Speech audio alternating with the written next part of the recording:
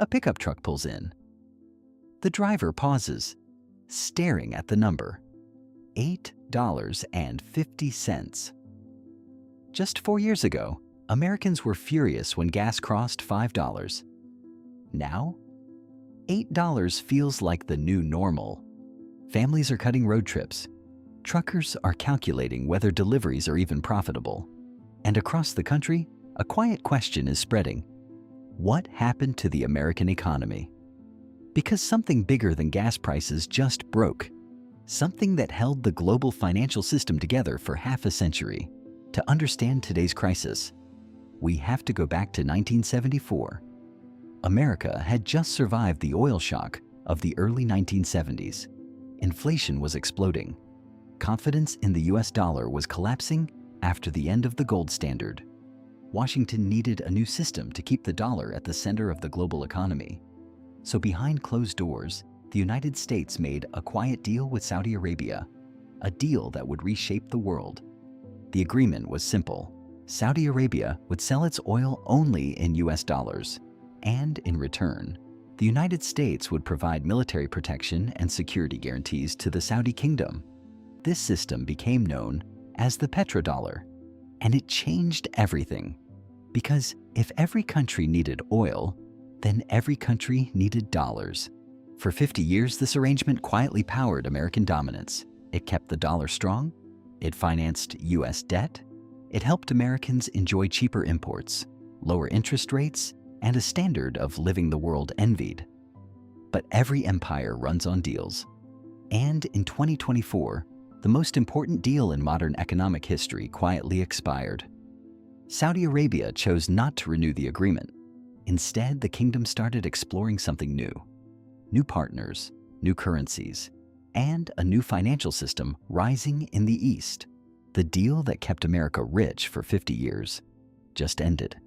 And now the Saudis are looking for new friends. Friends who don't pay in dollars. Friends who pay in yuan. Because in 2026, the bill for the petrodollar system is finally coming due. If the petrodollar system made the U.S. dollar king of global trade, then the next question is obvious. What replaces it? For decades, Saudi Arabia's oil exports flowed primarily toward the West. But in the 2020s, the center of global energy demand quietly shifted east. Today, the world's largest buyer of oil is China. Every day, millions of barrels leave Saudi ports, heading not to America, but to Asian refineries. That shift changed the balance of power. Because when the biggest seller meets the biggest buyer, they start asking a dangerous question. Why are we still using dollars? And that's where a new system enters the story. It's called mBridge, a digital currency settlement platform designed to allow countries to trade without the US dollar. Instead of routing payments through American banks and the SWIFT system, mBridge allows direct transactions between central banks using digital currencies. Faster, cheaper, and far outside Washington's financial reach. For China, the goal is clear. Turn the yuan into a global trade currency. For Saudi Arabia, the benefit is strategic flexibility. If oil can be sold in multiple currencies, the kingdom is no longer tied to Washington's financial orbit, and the shift has already begun. Saudi Arabia has started accepting yuan payments for oil shipments to China, small volumes at first, but the symbolism is enormous because the global oil market is the foundation of the entire financial system. If oil trades in dollars, the dollar dominates. If oil trades in multiple currencies, the system fractures. But economics isn't the only reason Saudi Arabia is reconsidering its alliance. Security is part of the equation too. In 2019, drones and missiles struck Saudi Arabia's most critical oil facilities. The world watched. Oil production temporarily collapsed. But something else shocked Riyadh. The U.S. response was cautious, restrained. For Saudi leaders, the message was unsettling. The security for oil guarantee that defined the petrodollar era suddenly looked less certain. Meanwhile, China was offering something different: massive infrastructure investment, long-term oil contracts, and a financial system that doesn't rely on Washington. So the strategic calculation began to shift. The Saudis aren't abandoning America overnight, but they are diversifying. And in geopolitics, diversification often means one thing: the beginning of the end of the old order. Because if the petrodollar system was the foundation of American financial power, then mBridge might be the crack forming underneath it. For 50 years, the petrodollar system created a powerful cycle.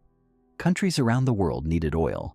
Oil was priced in US dollars, so every nation, from Japan to Germany to India, needed to hold dollars. But those dollars didn't just sit in vaults. They flowed back into the United States. Saudi Arabia and other oil exporters took the dollars they earned and reinvested them into US treasuries, American government bonds.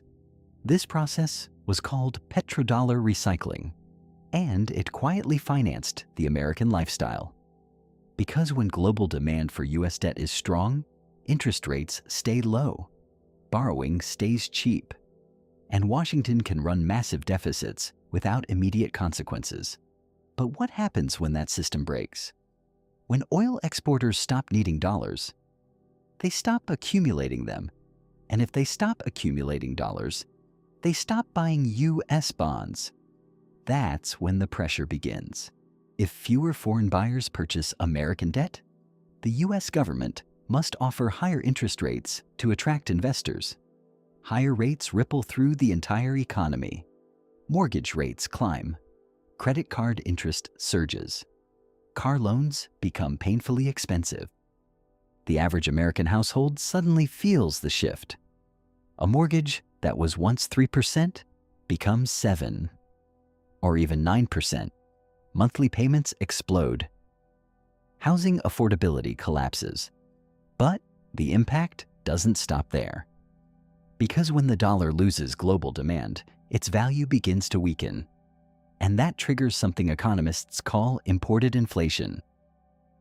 America imports enormous amounts of goods: electronics, clothing, machinery, raw materials. If the dollar buys less on the global market, those imports become more expensive. Every store shelf feels the pressure. Prices rise, inflation spreads. For most of the modern era, the global economy revolved around one simple truth: the US dollar was king. Not just because America was powerful, but because the most important commodity on earth, oil, was traded almost exclusively in dollars. The petrodollar made that possible. It turned energy into financial gravity, pulling capital from every corner of the planet straight into the American system. But power structures in geopolitics rarely last forever. And today, a new alignment is emerging. Countries across Asia, the Middle East, and the Global South are building alternative systems. New trade routes, new banking channels, new currency networks like mBridge. The goal isn't necessarily to destroy the dollar overnight. That would be impossible. Instead, the strategy is slower, more patient. To create a multipolar financial world where the dollar is just one currency among many. And if that future arrives, America faces a difficult reality. For decades, the United States could borrow trillions of dollars while the world eagerly bought its debt. But if global demand for dollars weakens, borrowing becomes more expensive, debt becomes heavier, and the economic rules that define the American century begin to change. So is this the end of American power? Not necessarily. The United States still holds enormous advantages: the world's deepest capital markets, technological dominance, a massive consumer economy, and unmatched military strength. But the era of automatic financial dominance may be ending. For 50 years, the world lived under a system where oil crowned the dollar king. Now that crown is starting to slip. And the question facing America is simple: can it adapt to a world where the rules are no longer written in Washington? Or will the next global financial order be decided somewhere else? $8.50 per gallon. Maybe soon, $10. Because when global power shifts, everyday life changes with it. So here's the real question. Is your portfolio ready for a world without the petrodollar? Let us know in the comments.